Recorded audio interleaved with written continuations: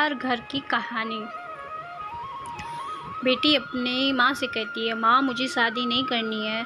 माँ कहती है, बेटा शादी तो सब करते हैं, मैं भी शादी करके आई हूँ, तो आपको भी शादी करनी पड़ेगी और शादी लायक हो गई हो तो अब तुम्हारी भी शादी कर देते हैं।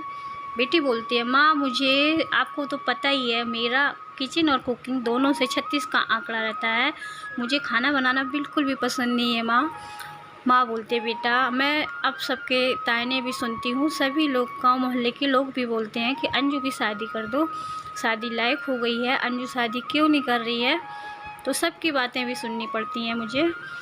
माँ जी, आपको इतना ही बुरा लगता है तो आप उनसे कह देना कि मेरी बेटी खाना बनाने से डरती है, उसे खाना बनाना ही नहीं आता है। माँ मैं शादी करने के लिए मना नहीं कर रही हूँ, पर मैं ज़िंदगी भर सभी के लिए खाना नहीं बना सकती हूँ, मुझे खाना बनाना बिल्कुल भी अच्छा नहीं लगता है। माँ कहती है, बेटा अगर मैं भी ऐसा करती ना, तुम बाप बेटी भूखे ही रह जाते। मैंने ज़िंदगी भर काम, हम सभी माएँ ज़िंदगी भर काम करते हैं, तो बच्चों को भी सीखना चाहिए। अब तुम बड़ी हो गई हो, शादी के लायक हो, तो शादी करनी ही होगी। बेटी नहीं मानती है, बेटी कहती है, नहीं माँ मुझे शादी नहीं करनी है, मैं तीनों टाइम सभी के लिए खाना नहीं बना सकती। अब माँ सोचती है कि मैं क्या करूँ, कोई तो दिमाग लगाऊं जिससे ये मान जाए। माँ जी ने तरकीब लगा दी और बोली, बेटा मेरी कुछ दिनों से बहुत तबीयत ख़राब लग रही है, मैं क्या करूं।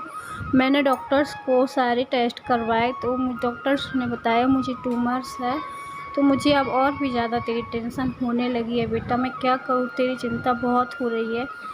बेटा हर माँ बाप का सपना होता है कि मेरे बच्चे शादी करके खुश रहें, अच्छा परिवार मिल जाए, शादी करके तुम भी अपनी गृहस्थी हंसी खुशी से चलाओ, तुम भी खुश रहो अपनी ससुराल में, मेरा और पापा का क्या है। तो बेटी मान जाती है शादी के लिए। बेटी की शादी करके माँ जी खुश हो जाती हैं। और यहाँ अंजू सोचती है, किचन में कुछ दिन तो सुबह शाम तीनों टाइम से खाना दे रही थी, फिर अंजू सोचने लगी ये लोग कितना खाते हैं, सुबह शाम दोपहर तीनों टाइम कुछ ना कुछ खाने का डिमांड रखते ही रहते हैं, मैं क्या करूं, कैसे बचूं। तो कुछ दिन तो देती रही, सुबह शाम खाना नाश्ता तीनों टाइम का देती रही। फिर उसने दिमाग लगाया कि क्या करूं, मैं क्या पूरे दिन खाना ही बनाती रहूं किचन में। फिर अंजू ने सोचा कि सुबह का नाश्ता वो बाहर से मंगा के दे देती थी सबको, और सभी लोग हंसी खुशी से खा लेते थे। और नाश्ते के टाइम पर ही अंजू दाल बना देती खाने के लिए, दोपहर का भी सुबह ही कर लेती। दोपहर को अंजू की सास बोलती हैं, बेटा आपके बाबूजी का खाने का टाइम हो गया है तो खाना परोस दो सबको। अंजू बोलती है, माँ जी मैंने खाना तो सुबह नाश्ते में ही दाल बना के रख दी थी, आप कह रहे तो अभी चावल बना देती हूँ, खाना तैयार है। माँ जी बोलती हैं, क्यों बेटा दाल ही बनाई है, सब्जी नहीं बनी है। तो अंजू बोलती है, माँ जी मैंने दाल चावल सोचा था खाने में, तो दाल तो बनी रखी है, चावल अभी बना देती। अंजू चावल बना देती है और दाल चावल दोपहर का खाना परोस देती है। सास ससुर खुशी खुशी वो खा लेते हैं। अब शाम हुई तो शाम को सासू माँ फिर से बोली, बेटा खाना बन गया है क्या, खाना परोस दो सबको। तो अंजू बोलती है, माँ जी दाल तो सुबह की रखी है, रोटी अभी बना देती हूँ। सास बोलती है, बेटा दाल तो सुबह बनी थी, अभी कुछ खाने में नहीं बना है क्या। बहू बोलती है, माँ जी सुबह मैंने दाल चावल बनाए थे तो आप लोगों ने पता नहीं क्यों कम खाया, तो इसमें मेरी क्या गलती, दाल भी बच गई है और अभी मैं रोटी बना देती हूँ तो रोटी और दाल खा लेंगे शाम को, खाना ज़्यादा वेस्ट तो करना नहीं चाहिए। तो सास बोलती हैं, ठीक है ला दो, वही खा लेंगे हम लोग। तो फिर अंजू दाल और रोटी बना देती है, तो शाम को सुबह की दाल और रोटी रख देती हैं। सास ससुर खुशी से वो भी खा लेते हैं। अब अंजू ने तो खाना ना बनाने का अच्छा बहाना ढूंढ लिया है, उंगली पकड़ी कोंचा पकड़ लिया अंजू ने, और अब डेली ऐसा ही करने लगी। अब अंजू ने डेली ऐसे ही खाना बनाने का परमट समझ लिया।